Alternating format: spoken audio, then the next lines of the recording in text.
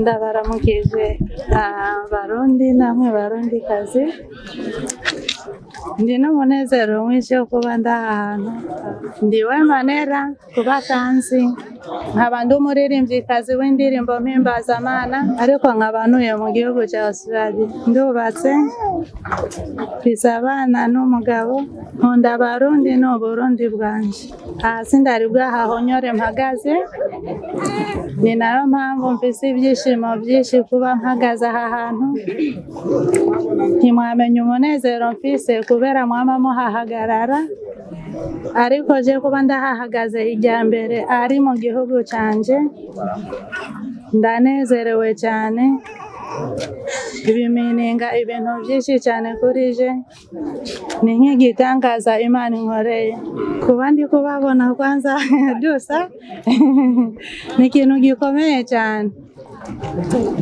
Hari haheze nk'imyaka 17 ntashobora kubona abantu bameze uku dusa. Navyo ni byiza,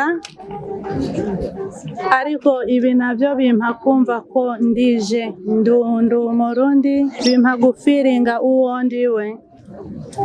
Rero ndanezerewe cyane kuba ndi muhira, kuba mbona abavukanye, kuba mbona igihugu canje, byongeye kuba ndiko ndavuga ururimi rwanje. Mfise rebo ya Wema Entertainment irimo uyu mwigeme mwiza wanje, ikabamwo n'uwo musore mwiza wanje. Rero iyo rebo ya Wema Entertainment ni rebo ivuga ubutumwa, shigikira abana baririmba indirimbo mpimbazamana. Nubwo naje ndimo ntari umwana kandi n'abasabana, ariko isigura ko dushigikira urwaruka. Intumbero yayo ni ukugira dushikane ubutumwa kure, ushike mu mahanga, kuko ubutumwa nta kiguzi wabugura. Nawe waba ufise za miliyoni ntiwakiza umutima w'umuntu, ariko yumvise ijambo ry'Imana benshi bararuhuka bakanezerwa. Ari naco gituma dukorera Umuremyi, kuko niwe yadutumye gukora iki gikorwa. Intumbero rero itumye ndi ngaha nini cyane, nukuba nabona kwanza urugwaruka rwanje natanguye gushigikira kuva muri 2023 kugeza iyi saha. Sinari bwababone no mu maso, twavugana kuri fone. Ntabwo biba byoroshe inshuti zanje, ukizera umuntu ukamugira uwawe, ukamugira umutima wawe utaramubona.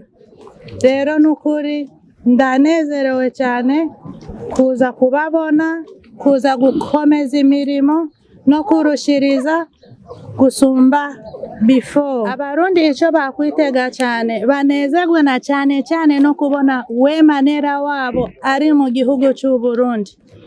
Kuba bamwumva ku ndirimbo, bakaba bamwumva ku mateleviziyo, batari bwamukubite ijisho, nabo byabatera kwibaza, uyu arabaho canke nta kajwi gusa twumva mu maradiyo.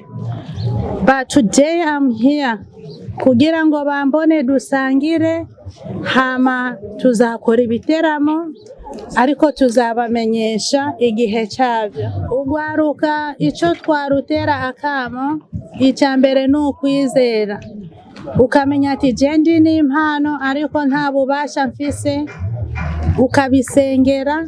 Nubwo wowe utari muri Wema Entertainment, ukwizera abakristu dufise gufise imbaraga gusumba ivyo duhura navyo buri kanya.